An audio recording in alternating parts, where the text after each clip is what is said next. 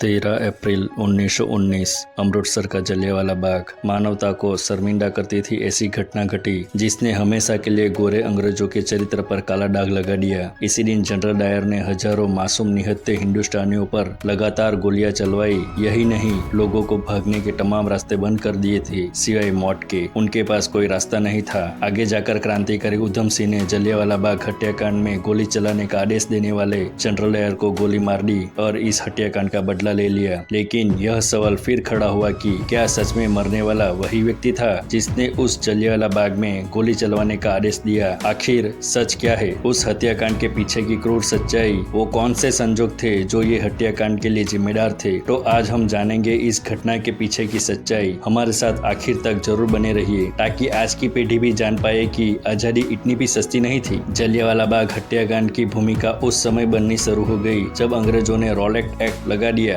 जिसका विरोध पूरा हिंदुस्तान में शुरू हो गया। वो तारीख थी 10 अप्रैल 1919। रॉलेट एक्ट का विरोध चल रहा था और अंग्रेजों ने ये एक्ट का विरोध करने वाले सैफुद्दीन किचलू और डॉक्टर सत्यपाल को गिरफ्तार कर लिया गया। रॉलेट एक्ट को उस समय का काला कानून कहा गया था। इस कानून का विरोध महात्मा गांधी ने भी किया था और ये कानून लागू होते ही पूरे देश में जबरदस्त विरोध शुरू हो गया। रॉलेट एक्ट के कानून के मुताबिक किसी जांच पड़ताल और मुकदमे के जब चाहे किसी को भी गिरफ्तार करके जेल में भेज सकते थे। सैफुद्दीन किचलू और डॉक्टर सत्यपाल की गिरफ्तारी ने आग में घी डालने का काम किया। रॉलेट एक्ट का विरोध करने के लिए लोगों ने 13 अप्रैल 1919 को जलियांवाला बाग में बड़ी सभा करने का निर्णय लिया। सारे के सारे वहां पर इकट्ठा होते तो रॉलेट एक्ट का विरोध होता और ये सभा की खबर जनरल डायर को पता चली। और 13 अप्रैल को पंजाब में बैसाखी का भी दिन था। पंजाब में बैसाखी बड़ी धूमधाम से मनाई जाती है। लोग बैसाखी का जश्न मना रहे थे और दूसरी तरफ ये सभा की तैयारी चल रही थी। लेकिन जनरल डायर ने ये सभा के खिलाफ पहले से ही तैयारी कर ली थी। उसने 12 अप्रैल को ही ज्यादा सैनिक बुलाकर अपनी तरफ से पूरी तैयारी कर ली। सुबह का वक्त था और बैसाखी के चलते लोग खुशियां मना रहे थे और जलियांवाला बाग में 25,000 लोग सभा के लिए पहुंच गए थे। जनरल डायर भी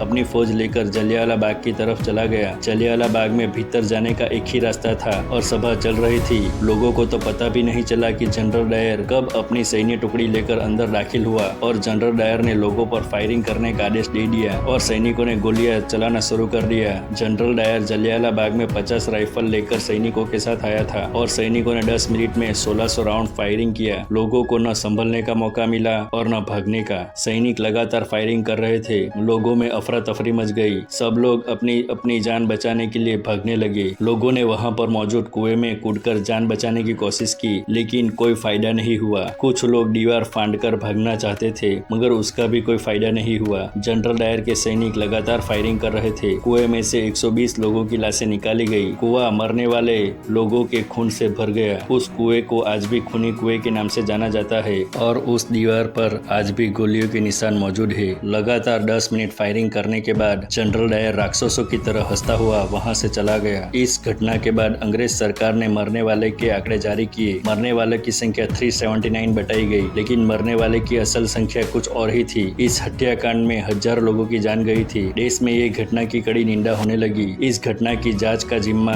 लेफ्टिनेंट माइकल ऑडवायर को दिया गया। जनरल डायर ने अपनी सफाई में कहा कि गोलियां चलाना उसकी मजबूरी बन गई थी। अगर वो गोलियां न चलाता तो वहां पर मौजूद भीड़ उसे ही मार देती। इस घटना की जांच कर रहा लेफ्टिनेंट ऑडवायर ये जवाब से संतुष्ट हुआ। आगे चलकर इस घटना की जांच लाहौर के हंटर कमीशन के द्वारा की गई। फाइनली इस मामले में जनरल डायर को सही माना गया और ब्रिटिश अधिकारियों ने उसे प्रमोशन दिया। फाइनल रिपोर्ट में ये भी कहा गया कि जनरल डायर अब कभी भी इंडिया नहीं आएगा, उसे ब्रिटेन में रहकर ही सर्विसेज करनी होगी। उस समय सरदार उधम सिंह जलियांवाला बाग में ही मौजूद थे। उनकी खुशकिस्मती थी कि इतनी गोलियां चलने के बाद भी वो बच गए और उन्होंने कसम खाई कि वो ये हत्याकांड का बदला जरूर लेंगे। लेकिन इस घटना के जिम्मेदार जनरल डायर की 1927 में ही एक बीमारी के चलते मौत हो गई थी। लेकिन इस घटना की जांच करने वाला माइकल ऑडवायर अभी भी जिंदा था। उधम सिंह ने गदर पार्टी ज्वाइन की। उनका लक्ष्य माइकल ऑडवायर को मारना था। उनको खबर मिली कि वो लंदन में है और उन्होंने लंदन जाने का तय कर लिया। बाद में पैसा इकट्ठा करके वो पहले अमेरिका गए और फिर बाद में वहां से लंदन गए। वहां उन्होंने एक रेस्टोरेंट में जॉब कर ली और वो 21 साल तक लंदन में रहे। साल 1940 में लंदन के क्रैक्सटन हॉल में ईस्ट इंडिया एसोसिएशन और रॉयल सेंट्रल एशियन सोसाइटी की मीटिंग होनी थी। इस मीटिंग में माइकल ऑडवायर भी थे और उधम सिंह एक किताब में बंदूक रख कर ले गए। उन्होंने किताब के पन्नों को बंदूक की आकृति से काट लिया था और उसके बीच में वो बंदूक छुपा कर ले गए थे। माइकल ऑडवायर जैसे ही स्टेज पर आया, उधम सिंह ने 3 गोलियां उनके सीने में उतार दी। उन्होंने जलियांवाला बाग हत्याकांड का बदला ले लिया। 31 जुलाई 1940 को उधम सिंह को फांसी दे दी गई। आपको ये वीडियो कैसा लगा कमेंट करके जरूर बताइए।